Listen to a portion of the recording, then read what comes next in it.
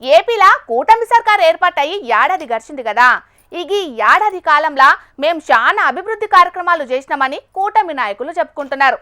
లేదు లేదు ఇచ్చిన హామీలను అమలు చేయకుండా ప్రజలను మోసం చేసిందని పంకపాటి లీడర్లు విమర్శలు చేస్తున్న ముచ్చట్లు మనం దినాం చూస్తూనే ఉన్నాం.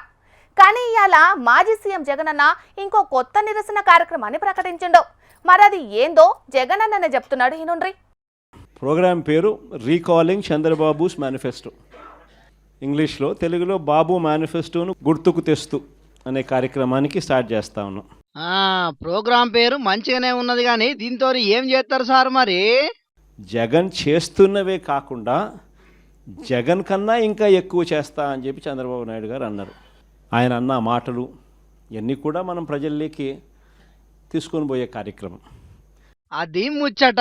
ఎన్నికల ప్రచారంలో సీఎం చంద్రబాబు ఇచ్చిన హామీలన్నింటినీ మళ్ళోపారి ప్రజలకు గుర్తు చేసే పని చేస్తారట రాబోయే రోజుల్లో. దీనికోసానికి జగనన్న కూడా పెద్ద పెద్ద పిలాన్లే వేస్తున్నాడు. ఇక సీఎం చంద్రబాబు ఎప్పటికి చెప్పే టెక్నాలజీనే జగనన్న కూడా వాడుతున్నాడు ఈ పారి. ఇలా స్కాన్ చేస్తారు. స్కాన్ చేస్తానే ఆటోమేటిక్లీ చంద్రబాబు నాయుడు గారి మేనిఫెస్టో దాంట్లో నుంచి బయటకు వస్తుంది. బటన్ నొక్కితే ఆయన మేనిఫెస్టోలో ఏం చెప్పినాడు అన్నది.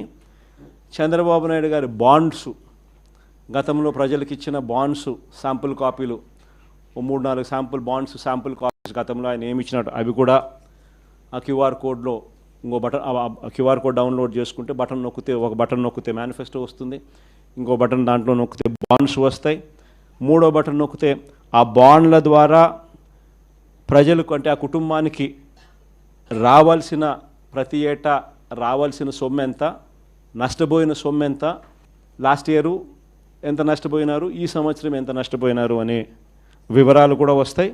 సీఎం చంద్రబాబు ఎన్నికల యాళ్ళు ఇచ్చిన హామీలను జనాలు ఎవ్వరు మర్చిపోకుండా మళ్ళోపారి చంద్రబాబు మేనిఫెస్టోను గుర్తుకు తెస్తూ బాబు షూరిటీ మోసం గ్యారంటీ అనే కార్యక్రమంతో జనాలకు పోయే ఉపాయం చేస్తున్నది పంకపాటి. కాకుంటే ఈ పారి కొత్త తారీఖుల జనాలకు పోతున్నారు అన్నట్టు. క్యూఆర్ కోడ్ ను స్కాన్ చేస్తే కూటమి మేనిఫెస్టో వాళ్ళు ఇచ్చిన హామీలు తెలిసేటట్టు టెక్నాలజీతో కొత్త ఉపాయం చేసిర్రు. ఇట్లా చేసేటందుకు ఇంటింటికి తిరగాలని పంకపాటి కార్యకర్తలకు పిలిపించిండు జగనన్న. ఇక అధికారంలోకి వచ్చిన ఏడాదిలో ప్రభుత్వం మీద వ్యతిరేకత ఈ స్థాయిలో ఇదివరకు ఎప్పుడు రాలేదు. అయినా కూడా చంద్రబాబు ప్రజలకు మంచి చేయాల్సింది పోయి డైవర్షన్ పాటిస్తూనే అణిచేస్తున్నాడని గరమైండు. మనం 5 ఏళ్ల పాలనలో వివక్ష లేకుండా పథకాలు అందిస్తే చంద్రబాబు పాలన మాత్రం మోసం దగా తప్ప ఏం లేదని గరమైండు. మొత్తానికైతే జగనన్న అధికారంలో ఉన్నప్పుడు బటన్లు నొక్కి ప్రజల ఖాతాల్లో పైసలు ఎత్తే, ఇప్పుడు అదే బటన్లు నొక్కి ప్రజలకు ఈ ప్రభుత్వం చేయంగా ఎంత నష్టం జరుగుతున్నదో చెప్పబోతున్నాడు అన్నట్టు. చూడాలి మరి రాబోయే రోజుల్లో కూటమి సర్కారు మీద పంకపాటి ఇంకెన్ని తీర్ల పోరాటాలు చేస్తుందో ఏం కథనో.